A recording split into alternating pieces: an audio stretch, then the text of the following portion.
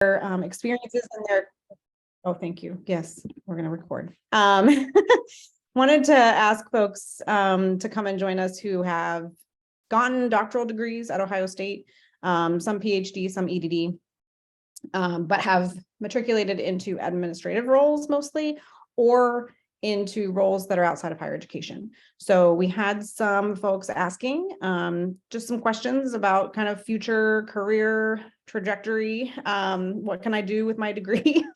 What are my options besides, joining the faculty or just kind of getting promoted in my current role? And so we wanted to try to provide a little bit of kind of diversity of experiences in the folks that we asked to join us today. So I'm going to take some time and have them introduce themselves, talk a little bit about their own kind of career journey. And then I have some questions for them, but Lakeisha is also going to monitor the chat. So if you have questions that you want asked today and of a particular person or of the group, then feel free to put that in the chat. And Lakeisha will field some of those as we're moving along. And then I'll fill in with my own questions if we don't have any from the group. So let's go ahead and get started. I know we're kind of intermixed here. I decided not to do like a webinar version because I wanted everybody to see each other. So I will just point out who our panelists are. We have Dr. Amy Carey, who got her EdD in the program. Wave, Amy. Dr. Suzanne Shoger, who got her PhD a number of years ago, but is in an admin role currently. And Dr. Ben Williams, who has had lots of different roles, but primarily in the community college space since he got his PhD at Ohio State.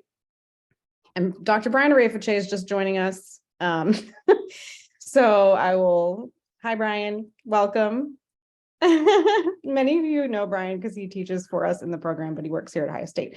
So I'm gonna let everybody here introduce themselves, take a few minutes. Panelists, if you could just share a little bit about your current job, but also roles that you've had in the past, maybe also kind of emphasizing which ones have occurred since you received your doctoral degree. So we'll start with Amy, if that's okay. Sure. Thanks, Amy. Well, thanks for the opportunity to be here. It's so great to see some friendly and familiar faces as well as some names on the screen. My name's Amy Carey. I graduated, I believe I was in the first cohort of the EdD program, and I graduated in 2021, right during the middle of the pandemic. I guess a little about my career journey. I've been working in the field of international education for, I guess, about 20 years, largely in international and area studies, focusing on East Asia in particular. I speak Japanese, studied abroad in Japan and lived in Japan for a while, and was looking to, I guess, go up in the international education field, and did the EdD program and took that as an opportunity to learn about lots of different aspects of the field that I couldn't, I guess, see from my vantage point at the time. So now, I guess maybe it was 8 months or so after I graduated, I landed the role that I had been trying to get for many, many years, which is Assistant Vice Provost for International Engagement.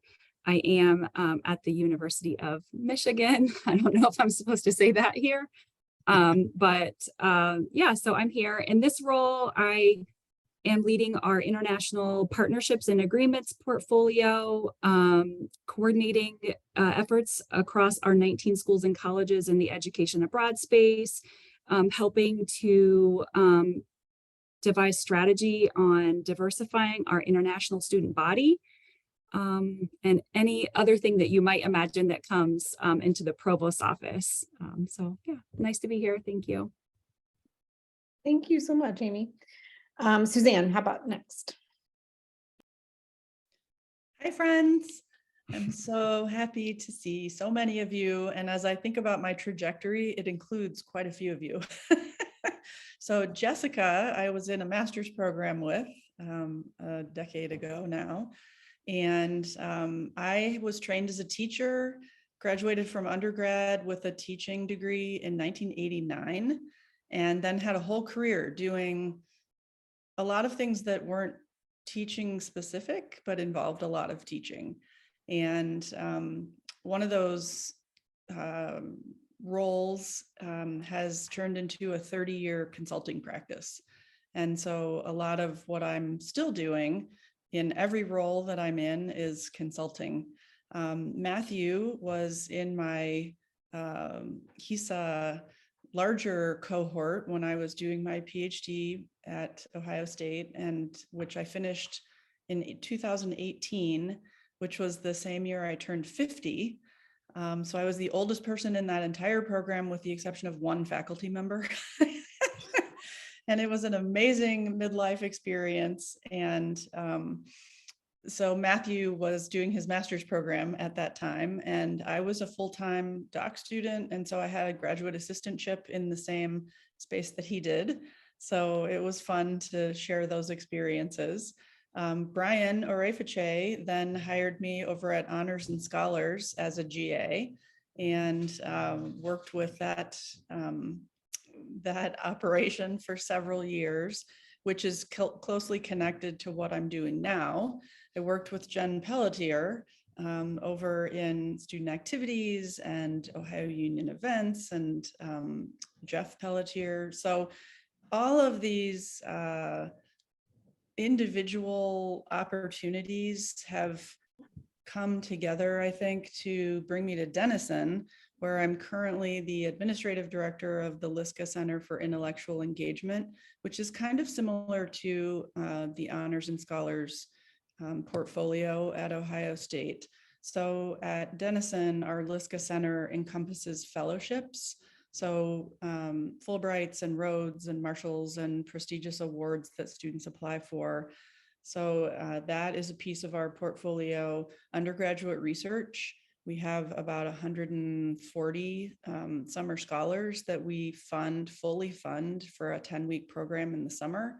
So that's part of my center's roles and responsibilities. We've just this year launched a new program that's kind of similar to, if people are familiar with the Eminence Fellows program at Ohio State, which is an undergraduate kind of high intensity scholar leader program. So we're just launching that with a group of QuestBridge students this year. I can talk more about QuestBridge if people don't know about that. It's a group of exceedingly high achieving academic students who are also exceedingly low income. And so that's been an amazing experience getting that off the ground, and we're doing a first year cohort with them this year, and then that will turn into a sophomore, junior, senior program. Also in our center, we oversee intellectual programming on campus, which cracks me up because I feel like the whole place does that. Like, isn't that the point of college and university? So speaker series and dialogue across difference is a big area of emphasis for us going forward. So you can connect the dots from all the influences I really had in a relatively short time that I spent at Ohio State, six years, which have all kind of merged in a small liberal arts leadership opportunity now. Wonderful. Thank you. Ben, you want to go next? Sure. Well, good afternoon, everybody. And I'm not sure if anybody is in a different time zone, so I'm used to saying good afternoon and good morning, depending on who the audience is. But delighted to be with you all today, and thank you, Dr. Barnes, for inviting me. Really pleased to connect with you all. So my name is Ben Williams. My current role is Director of Workforce Development at Jobs for the Future, JFF, which is a national nonprofit really working at the intersection of education and work to transform those systems to lead to economic advancement for all. That's our mission. That's my passion. I love my job.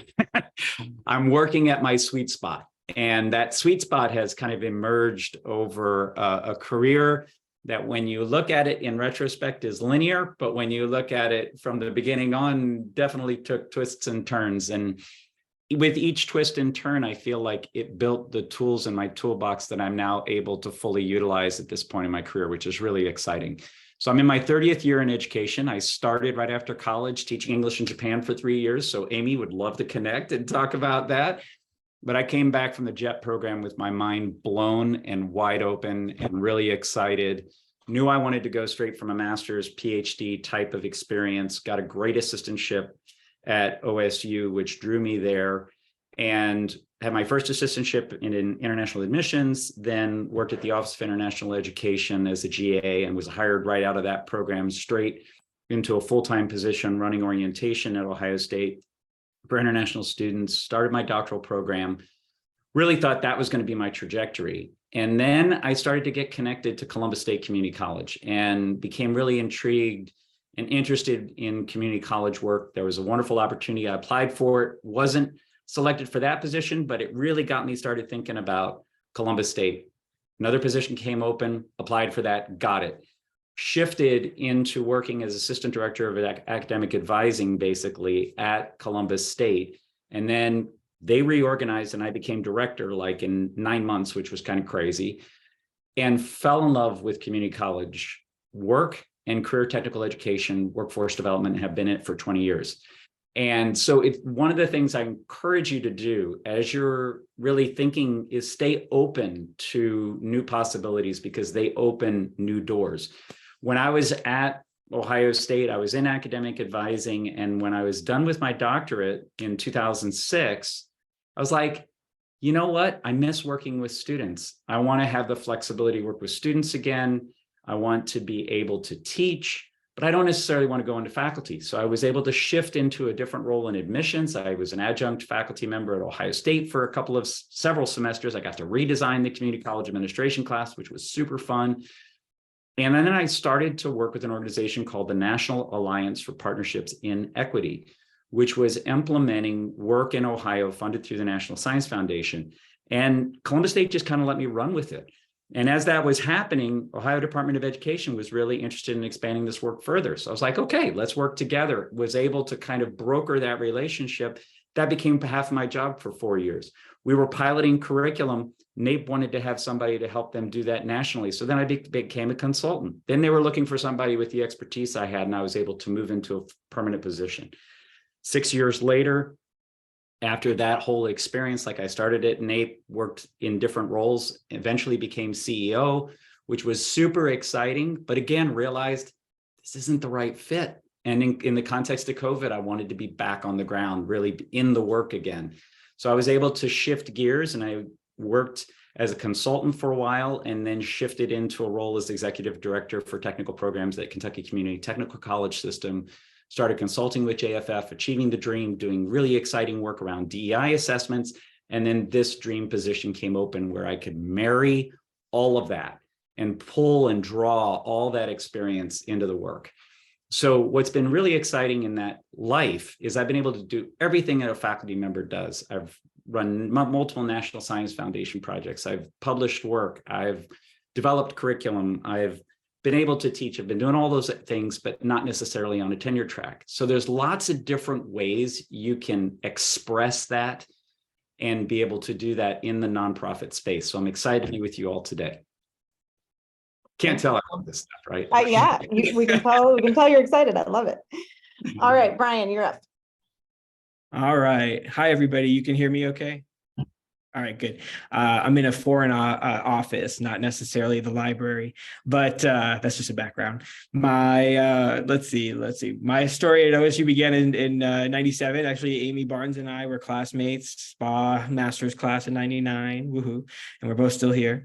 And I got my PhD from Ohio State in 2007, and wanted, at least at that time, to I think have a career in student affairs traditionally.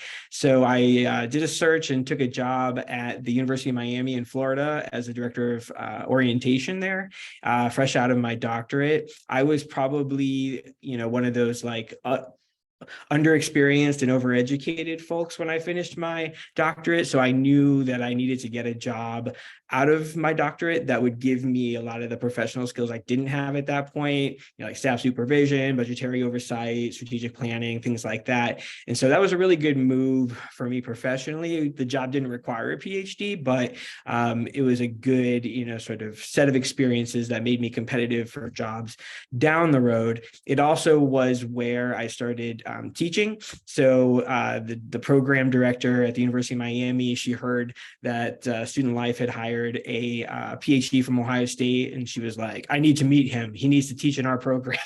And so they needed folks to teach like their student development courses. My dissertation was in the enrollment management space. They needed someone to teach those courses. And so I started teaching there, came back to Ohio State in 2012, initially in the Honors and Scholars Center. I think one of the things I realized is that I do feel more comfortable on the academic side of the house. And so it was nice to kind of be back in undergraduate education, did stuff with like learning communities and the like. And then in 2017, I was actually not even searching for a job, and one of my colleagues was, and she said, there's a job in arts and sciences that I think you might be interested in. And so I was like, well, what have I got to lose? Like, I'll just apply, see how competitive I might be. And it ended up being the job that I got. And so I'm now an assistant dean in the College of Arts and Sciences over graduate studies. It's a very faculty facing job. Arts and Sciences has 38 departments. Each of those departments has a director of graduate studies who's a faculty member. And so I work with them pretty much on the whole grad life cycle. So that can be recruitment, that can be curriculum, that can be funding, that can be peripherally career, things along those lines, socialization, strategies, advising, mentoring, that kind of stuff. So I really enjoy it, and I still have the opportunities to teach, which is where I was, and I apologize that I'm late. I told the class that I needed to leave, and of course, this is the class where they decided to keep talking. So here I am, and I look forward to engaging with all of you. You're fine, no worries. All right, Kirsten, are you good to introduce yourself? I am. Can you hear me okay? We can. I will say Kirsten did not get her PhD or EdD at Ohio State. However, she got her undergrad here and has many connections to our program. So I'll let her explain that. Yeah. Great. Thank you, Dr. Barnes. And I also was late. So Brian, you were actually beat me here. I'm Kirsten Fox. I currently serve as the executive director for Mortarboard National College Senior Honor Society. So we are a national, obviously, collegiate honor society. We have chapters founded at about 230 campuses. There's probably a few of you who are members. I do think Dr. Barnes was a member at William & Mary. Is that right? Maybe. And Brian, Dr. Ripiche is a member and actually one of the current Ohio State advisors. So we are a small office here in Central Ohio. We're located just off campus in Grandview. Though I do apologize, I'm calling in from a doctor's office where I had an appointment that ran long. But my trajectory was just like everyone else's, a little bit windy in the fact that after I received my undergraduate degree, I went straight to University of Vermont for my master's degree, worked there in service learning, really started right away having that connection between the academic and student affairs side.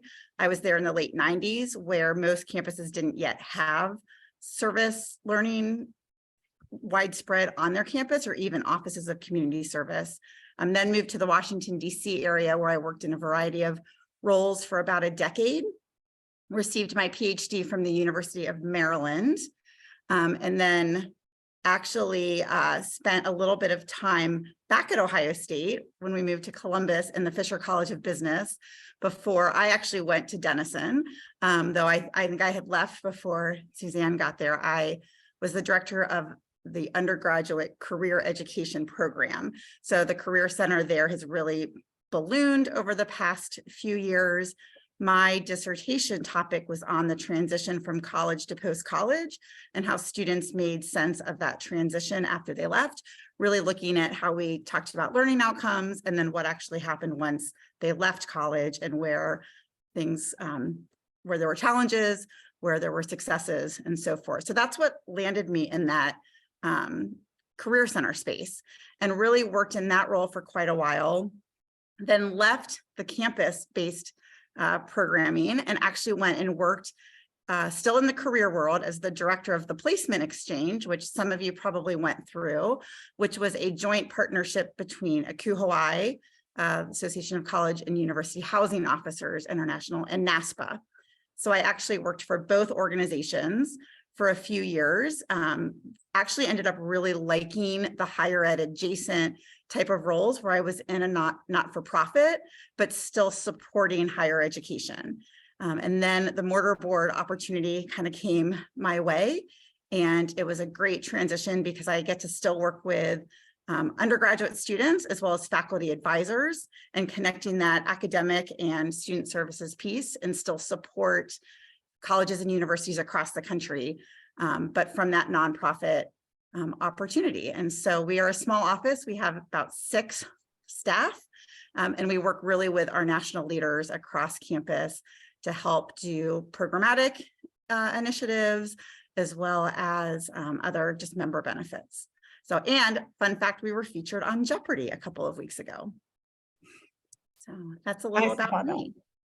That's great. Thank you so much. Also, Ben had a question for you. Were you at Maryland with Susan Jones? Was she there at the same time as you? She sure was. So actually another fun story. So when I was at Ohio State as an undergrad was when she first came to OSU, and we were on a search committee together, actually, I think for the director of student activities. And I got to know her there. And she is actually the main reason I went to University of Vermont for my master's degree, because that was where she went for her master's degree. And then I was at University of Maryland, and she and I started, so I started my doctoral program her first year back in the classroom. And she was then actually on my dissertation committee. Love all the Ohio State connections. He was on my And I master's should also committee. say that my spouse also went to Ohio State, so he got his master's from Ohio State's spa program. He did. He was my spa buddy. I was a year ahead of him. So like I was back then, we had second years master's students were like buddies with the first year master's students. Anyway, small And we world. actually, and we actually met through Ohio State used to do the Lancaster program in England. And we actually met doing that program the summers between our first and second year of grad school. So cool. So cool. All right. So that's everyone. We've got through the introductions. I want to toss the first question out, but I also want to encourage folks, if you have questions you want to ask now that you've heard about all of their backgrounds, then please put those in the chat and we'll be sure and ask them. But this can go to anyone who feels compelled to answer it. I'm just curious how you feel like your degree may have opened doors for you, or how you've utilized it, your doctoral degree, in the spaces, where you're working, why has it mattered and how have you used it?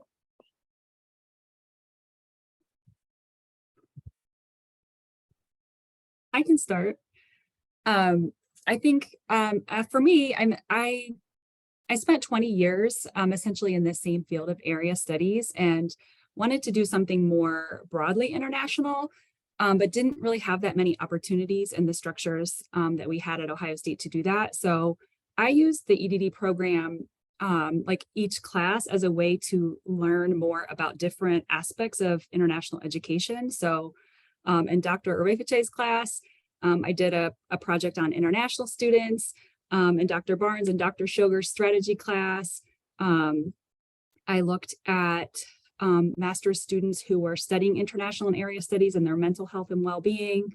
My dissertation, I also looked at international students.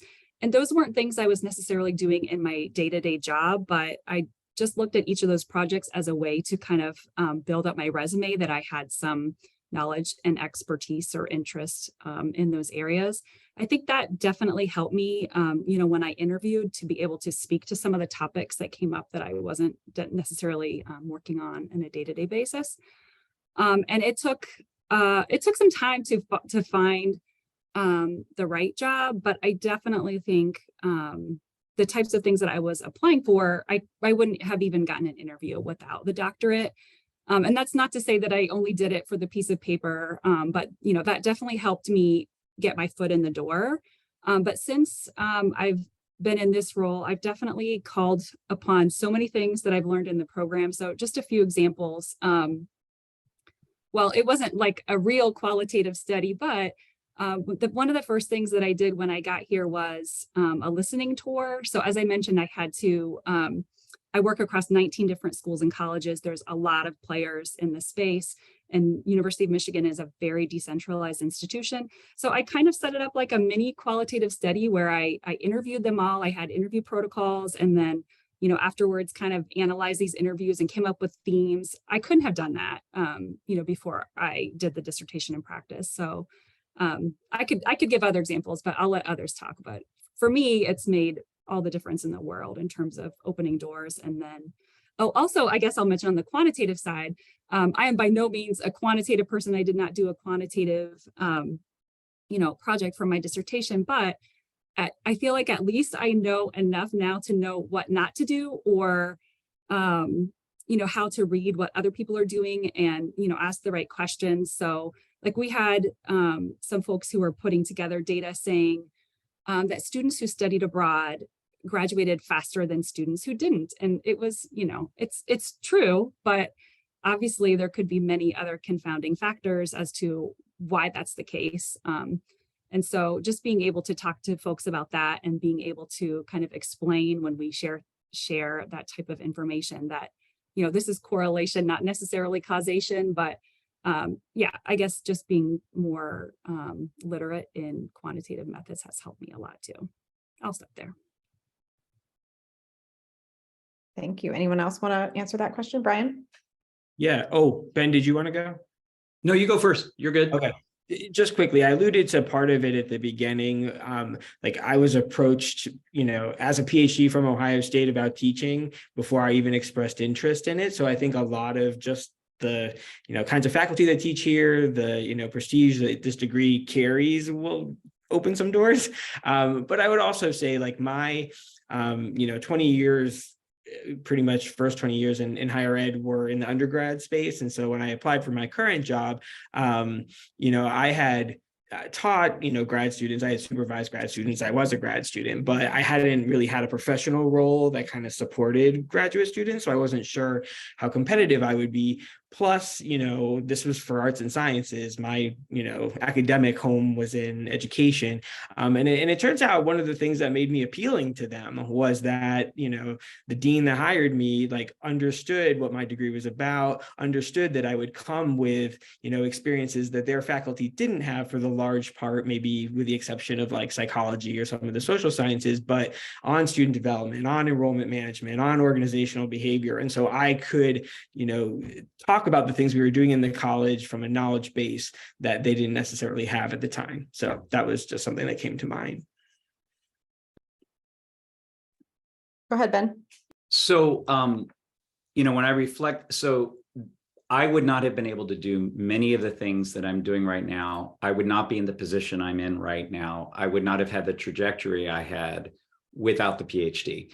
It has opened tremendous doors for me. And when, you know, sometimes people say, wow, you have a PhD? I'm like, yeah, but that was like the start. That gave me the foundation. And, you know, it reminds me of when I lived in Japan, I got really into the martial arts and I earned my black belt. Well, in Japan, a black belt means you have mastered the basics.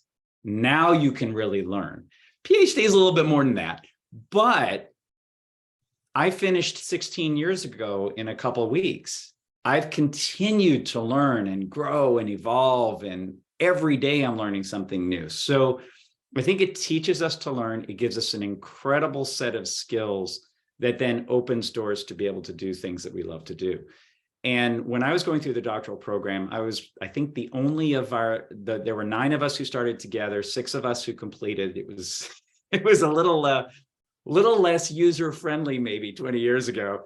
But I was the only one who was working full-time, and it took me 6.5 years. And had I not started when I was working at Ohio State, I don't know how I would have done it. So I think that has really evolved, which helps. But I think we define ourselves as practitioner researchers or researchers, practitioners, or in different ways. And that lens is always there. And I'll tell you, I've really been stretching my qualitative research muscles over the last 2 years because I've been doing DEI assessments with a colleague and doing focus groups and doing analysis and writing up reports and being able to provide background or, feedback to community colleges that are really leaning in and looking at their policies and their practices. And so it's been fun to kind of stretch in those ways. But again, piggybacking Amy's comment, having a good, strong foundation in research was instrumental in helping me first to be a member of a National Science Foundation funded team, and then later principal investigator on 4 different NSF projects over the course of my career at NAEP. And we never would have gotten those grants had it not been anchored in somebody who had that research background, who had that lens. And then again, that's led me into now this role at JFF, where most of my counterparts at the director level are doctoral level folks who've worked in the field and now are working in this type of capacity. And having that ability to manage the implementation, the research evaluation, the what are we going to do with this and how is this going to position us for growth type of focus, I think that's the muscles we build and learn to use and then get to exercise throughout our lives. So Thank good you. stuff. Yeah. Kirsten, you want to jump in? Yeah, I was just going to say, and I don't want to go too long and echo the same things, but I would say, I'll use the term scholar practitioner, and that has helped me for 2 reasons. I think it has made me a stronger practitioner for a lot of the same reasons that Ben mentioned. I was able to land some grants because I understood how to do some literature reviews, maybe in a stronger way to bring in current sources and data to write those grant proposals to land the grants. Similarly, we talk a lot about assessment, and I think I've watched assessment grow, and really 10 years ago is probably when a lot of universities were starting to focus more on assessment.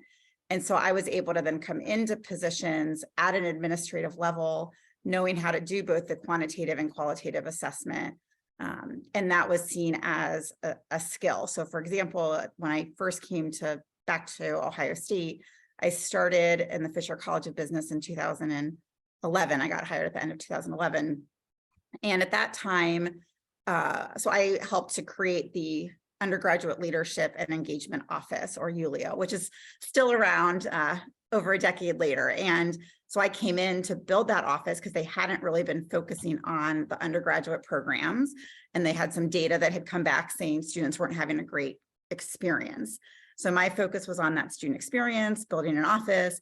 And then obviously the way for me to continue to get funded and recognized, I reported to the dean level of an academic college was through using data and the skills that I had learned in my doctoral program. Then on the flip side, I think it also just, and I'll just be honest, it may not be, we might get frustrated by it, but I think I automatically earned a different level of respect from faculty that I was working with. I don't think that's always the case, but there are definitely some faculty that would treat me differently than they would treat colleagues who were just as good and just as talented, but maybe didn't have that PhD or that doctorate. And so I think as a result, it allowed me, to kind of have some different stakeholders that trusted me, maybe in a different way. Similarly, when I went to Denison, I don't know if Suzanne's had the same experience, but I was in the student affairs side of the house. But because I had my PhD, they still, I got to teach a class. I helped build an internship class with a faculty member who came to me and said, I don't know this, you know it, you're the subject matter expert, help me build this. And so I think it allowed me some different opportunities and inroads. And so I have no doubt that then because of those jobs, I ended up in the job I had. So I'm sure I would never have been able to get, and probably my last 2 or 3 jobs without the doctorate. And I say this as someone who was married to somebody who became a dean of students before he had his doctorate. And there was a piece that I'll admit I was sometimes a little jealous, thinking, okay, did I stopped out for a bit to be a full-time grad student, where he kept moving up in his career. And so wondering, why did I spend all this time and energy and effort when he actually has a better title and, maybe on paper or within the field, a better position. But I think as he now has his doctorate and I have my doctorate, and we can talk in different ways. I also know I wouldn't have been had the opportunities that I currently have without it. Y'all are doing a fantastic job of supporting why a dissertation matters for practitioners.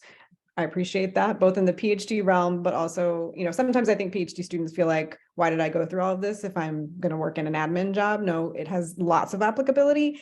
And for the EdD side, where the dissertation in practice is actually designed as a consulting project and more kind of an assessment project, super applicable, right, to the future of maybe being asked to be a consultant. If you're looking at the chat, you know, I think most of us here with doctorates have probably been asked to do some sort of consulting in our time since getting the doctorate. Because once you have an expertise area, people come to you and look for that, for you to share that with them. So I also want to get to the question in the chat, and Lakeisha, you want to Yeah, I'll go ahead and read it. Yep. Question, how do you translate your degree and experiences in job searching / interviews to alternate fields or settings, job settings?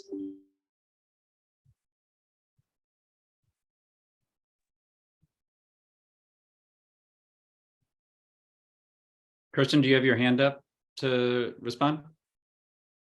Oops, I forgot to lower it after the last time. Sorry. Well, I might start us off on this just because I just went through a recent job search process, and I will tell you that the field is competitive, and the days of human beings reading job applications are long gone, which I learned the hard way, right? Because the last time I actually applied to a position through an institution was 2003, because once I got my foot in the door at Columbus State, I moved around within Columbus State, but then with NAPE, it was a small organization. I guess, and then when I was applying for Kentucky was the first time that I really understood just how complex those computer programs are. So it's a little bit more challenging now to kind of stretch beyond where your expertise is perceived. And so it's a matter of telling your story sufficiently in a resume and cover letter so that you get through those computer programs, and then ensuring that you can really tell your story and make those connections once you get that interview. But, you know, my philosophy used to be the resume is one thing, but it's the cover letter that tells the story of connecting all the dots. But with the computer programs, it's the resume that is the way in. So there is a bit of a game there, and there is a bit of a storytelling and connecting those pieces. But you know, one thing that might be helpful is to get some coaching on that, so that with your fabulous skills, you're not missed because you don't understand how the system works. That was a valuable lesson for me. That was painful at times, but still led to a great outcome. I can jump in as well. So I too just recently went through a job search.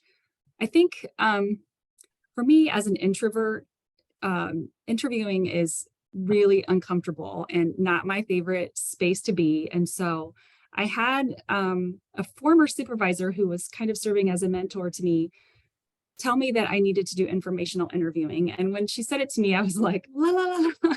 But I decided to trust her, and she and I came up with a list of 5 folks who weren't even in my field, but that she wanted me to go out and just talk to them and learn about what they do, ask them questions, explain what I do. And at the last question that I asked of each of those 5 people was, who else should I talk to? And so over the course of a year, I basically did 1 informational interview a week. And I think by the end, it made me be able to see like upper level administrators more as humans and not be nervous, like, oh, these people are way up here and I'm this person way down here. And, you know, I'd be really nervous when I walked into an interview because I felt like, you know, who am I to be talking to the vice provost or whatever? But I think, yeah, if you have an opportunity to do informational interviewing, especially if you're an introvert, I think that definitely helped my comfort level. And the other thing I would say is after every interview, I took detailed notes on the interview because I felt like within a half an hour or an hour, like my adrenaline would be gone and I would forget. But then I could go back and be like, oh, right, somebody asked me this question. How would I answer that question if I actually had time to think about it?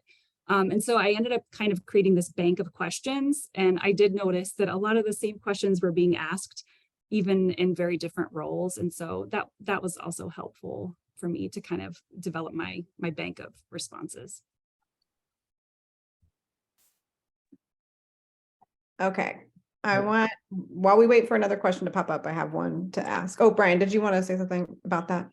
Yeah, I'll drop some links in the chat, but there are some good university resources out there potentially in this space. So I'll drop a link to the page that the grad school has collated for like career development. And I'll actually also drop a page in there from Arts and Sciences. We in the last like year or so actually just hired a new director for professional and career success, I believe is her name, for grad students, because at least in our college, what we're noticing, particularly in the arts and humanities and in some of our social sciences, is that like the academic market just isn't there to sustain some of the interests that our students have. And so we're trying to do more as a college to help our students, consider, non-academic, careers. And, as much as I think our faculty want to support our students, a lot of our faculty like haven't done non-academic job searches themselves, and they don't know how to mentor or how to network or resource students in that space. And so I think some of the resources that they've compiled, like there's a platform called like Imagine PhD, Versatile PhD, which has some like ways to kind of flesh out like what your skills, are through your program and how you might be able to translate those into non-academic spaces. But I'll drop those links in. Sorry. Yeah, and I just want to reiterate that while much of the world talks about PhDs in those kinds of spaces, I think much of that information is still relevant to EdDs. You're graduating with a lot of the same skills.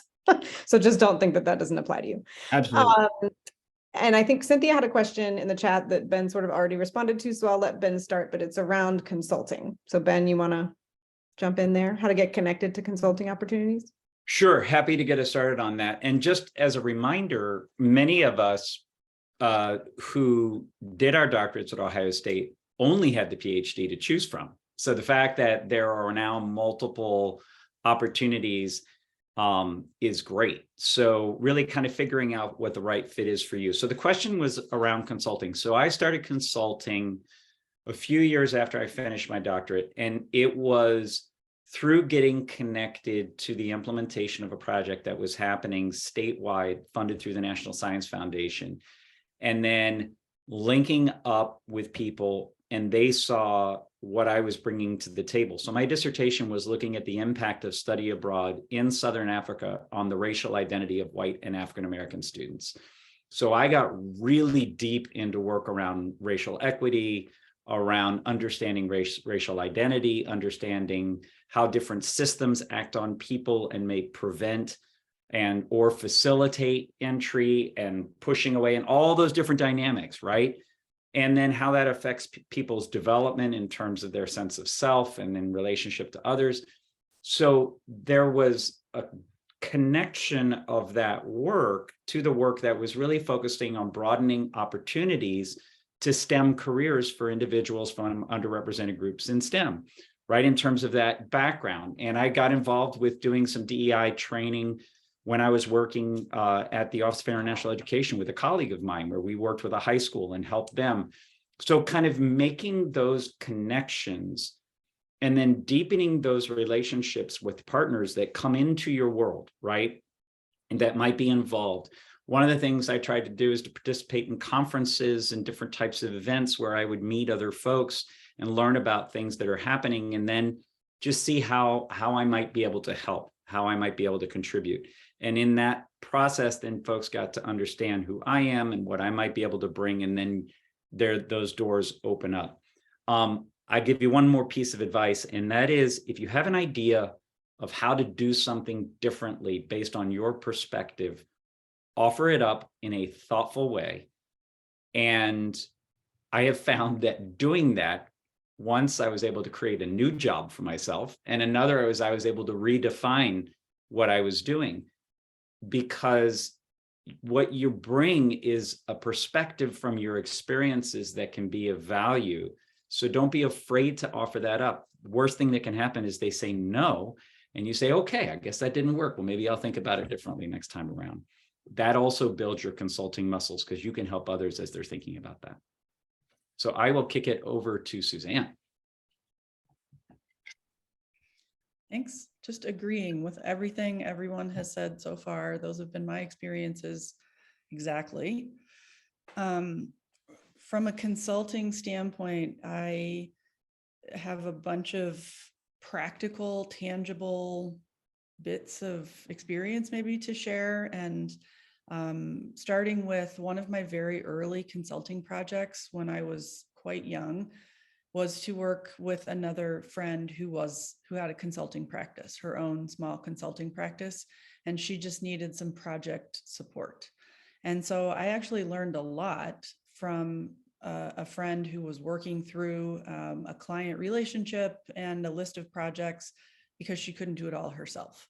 And so that was a kind of a low risk, easy way to get my foot in the door, and didn't really even require like an accountant or any kind of a business that I needed to set up. So that's one kind of easy thing. Another thing that's been hugely influential in my trajectory has been being part of different organizations in the community, whether they're nonprofits, whether they're academic institutions, faith institutions, community service organizations, being part of boards and committees, because those exist to discuss problems and challenges and issues and ways forward. And if you're an idea person, that's just like such a great fertile ground to be able then to suggest, as Ben just said, here are 2 or 3 possible approaches to this. And oftentimes those relationships for me have turned into client relationships. Another thing that I was fortunate to have really good advice on very early on was if you do figure out that you want to have a bit of a side hustle in consulting, I would definitely get a good accountant and make sure you're kind of crossing your T's and dotting your I's in those ways. That stuff really matters. And it's helpful if someone helps you set things up properly from pretty early on, I guess, in that process. I today, 30 years later, have a really great self-funded pension that my accountant told me years ago. You really need to do this to offset a big chunk of your of the taxes that you would owe on your consulting income every year. So if you just set it aside over here, you're not going to have to pay those taxes. And yeah, that made a huge difference, especially for someone who's taken a bit of a non-traditional route professionally over the years. I mean, I've spent more years self-employed than employed by anybody else. So I think there's a lot of like not glamorous, but necessary details to maybe help create your foundation so that you're able to then offer not only good services, but you're able to take care of yourself. You're able to be a good steward of your own resources and build your own brand and build your own business. I think another part about consulting, especially if you're doing projects on your own, or if you then wind up, you'll build your own network of resources so that if you need to do a quantitative study, or if you need to do a feasibility study and that's not your sweet spot, you know people that you can add to your project and hire them short term to be a contractor to do whatever it is. But I think that for you to be able to get excited about projects and expertise that you have, I think Ben has been very infectious already in our conversation today, because it's obvious he's super excited about what he's doing and he has ideas and also is asking questions. And I think good consultants are like that and tend to do that right out of the gate. Consulting is one of those things too that is time bound. And so you have to be a really good project manager. And you're wearing, if it's your shop, you're wearing all the hats. So it doesn't matter if you're not the bookkeeper, or if you have someone who's doing your taxes, or if you have a marketing person or a graphic design person that you outsource some things to, it all comes back to you. you kind of have to be a generalist in a lot of ways to be able to run your own business, which is on top of being the consultant in the client space. Most of my consulting jobs over the years have beget other consulting projects. And so it's, it was really getting started. That was kind of a bigger thing, more of a hurdle to climb than to keep going. And then you have to make strategic decisions, about how much time is it really going to take to do something and how much are you really worth? And that's where having a PhD improves what you're really worth, just to be practical about it. So I think that there are just a lot of little details, including how you package yourself, how you tell your story, what your messaging is about your personal brand. Even if you don't have a website, if you don't have, a lot in the way of sophisticated materials that you send out, thinking on the front end about what are my values in this consulting capacity, and what do I really want to stand for, and what types of clients make the most sense for me, and what types of projects, short, long, local, all over the world, whatever. Like, define your interests pretty carefully. And then it's like doing a strategic plan for yourself, so that because the opportunities will start showing up. And then you might, especially in the beginning, take on things that are maybe not your wheelhouse exclusively. And that's okay. It's not that that's a terrible thing, but having a plan for yourself and a defined sense of kind of what you're about, I think makes it easier for you to evaluate opportunities that come across your desk and move things forward in the most productive ways, not just for you, but for the clients. Awesome. Thank you so much. Kirsten, you want to follow up on that one? Yeah, and a lot of great advice was already given just in the consulting realm, because it seems like most of us have done it. And I think that's exactly the reason why we've had those opportunities, is again, because of the doctorate. I think Ben said this, the worst somebody can do is say no. So just the more you can put yourself out there and talk to people about your interests, so specifically, for example, if you're interested in doing DEI consulting, right? Which committees might you be on? Are you part of national associations? Who can you talk to let them know? But at the same time, a lot of people that can hire consultants or contract positions, which oftentimes they are, those sort of short project-based roles, are a lot of nonprofits. As an executive director of a nonprofit, half of my employees are actually contract-based because that's just the way we can afford them. And I don't necessarily always have enough work for them to do to be a full-time position, right? And so the more you put yourself out there, talk to people, even outside of higher ed. One of the consulting jobs I got was actually from somebody who works in corporate America at L Brands, but she had a former colleague who then went to run a nonprofit doing some college access. I saw Carver on the call. He actually came and did a guest speaking role once about Ohio State. So I think that's an example. I landed that role because of a just of a friend, right? A friend not in higher ed who at least knew my interests, knew what I was good at being able to do, put my name forward. They were collecting RFPs for potential consultants. I ended up getting the position. So it's just about putting yourself out there. I made the decision when I did form an LLC for my consulting for those accounting purposes and for tax purposes. I knew it was always going to be a side hustle. I never intended for it to be a full-time gig. I had a period of my time where I had more capacity to take on more. Now I don't have that capacity, but at the same time as I've been out there, I may then get asked, do you recommend somebody else who could come in and do something similar? And so that's where like even conversations like this and letting the more people know, oftentimes it's a great way just to get your name out there. And, I think sometimes a couple other places to look, even if you're working in the higher ed setting, still, as I did an external review once for another institution, and that helped me meet more people. I'm going in, sometimes even doing some that are maybe your time is valuable, so you may not want to take unpaid opportunities, but that's something you may want to choose to do. I once went to an association and it was just a 1-day strategic planning kind of session that then turned into them hiring me for a long term to actually see the strategic plan kind of from just brainstorming through to kind of iteration.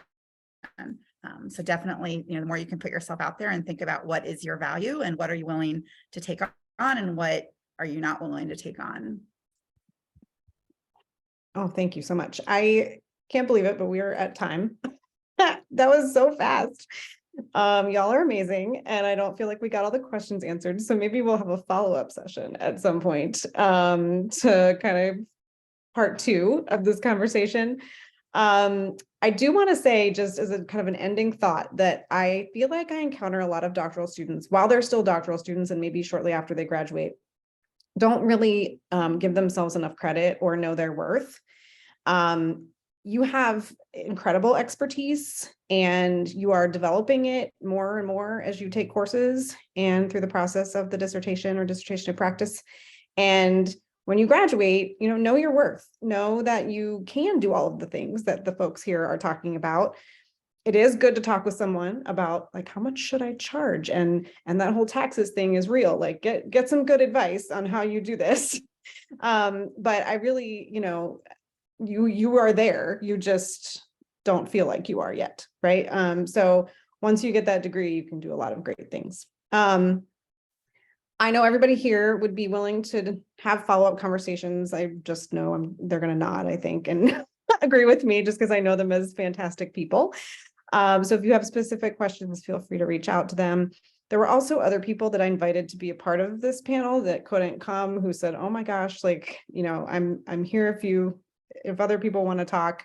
So maybe we'll send out some additional names or create like a list of folks who just kind of are willing to be resources for people. But thank you all so much for coming. Thank you to Lakeisha for doing a lot of the organization of this event. And thank you, Brian. Thank you, Ben. Thank you, Suzanne. Thank you, Kirsten. And it's been a great, great, great conversation. And thank you, Amy. Sorry, I forgot Amy there for a second. Great conversation. I appreciate all of you. You get in lots of thanks in the chat as well. So take a look at that and have a great day, everyone. Great to meet you all. Thanks so much for having us. Bye.